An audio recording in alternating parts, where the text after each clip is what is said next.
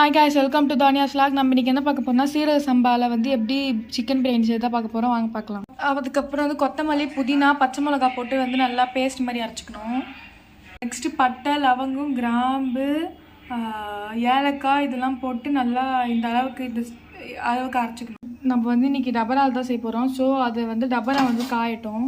100 gram சின்ன வெங்காயம் எடுத்து அரைச்சிக்கலாம். 200 ml எண்ணெய் ஊற்றிக்கலாம். காஞ்சதுக்கப்புறம் 50 ml நெய் ஊற்றிக்கலாம். வெங்காயம் போட்டுக்கலாம். இது வந்து 100 கிராம் வெங்காயம் எடுத்துக்கலாம். பெரிய வெங்காயம் போட்டதுக்கப்புறம் வந்து சின்ன வெங்காயம் பேஸ்ட் பண்ணி வச்சுக்கலாம், அதை போட்டுக்கணும். அளவுக்கு வெந்துட்டு உடனே வந்து மிளகாத்தூள் வந்து 1 டீஸ்பூன் போட்டுக்கலாம். மிளகாத்தூள் போட்டதுக்குன்னு அப்புறம் வந்து இஞ்சி பூண்டு பேஸ்ட் போட்டுக்கலாம். நெக்ஸ்ட் வந்து நம்ம இந்த அரைச்சி வச்சிருந்த புதினா அதெல்லாம் போட்டு அரைச்ச பேஸ்ட் போட்டுக்கலாம். இது வந்து கொஞ்சம் பச்சை வாசனைலாம் போனோடனே வந்து தக்காளி போட்டுக்கலாம். அதுக்கப்புறம் நம்ம அந்த அரைச்சி வச்சிருந்த மசாலா போட்டுக்கலாம்.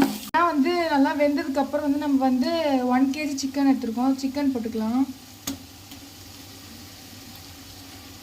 இது வந்து கொஞ்ச நேரம் ஒரு 5 minutes வேகணும் நல்லா.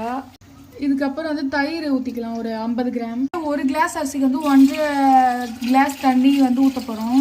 நம்ம வந்து 3 போட்டிருக்கோம்.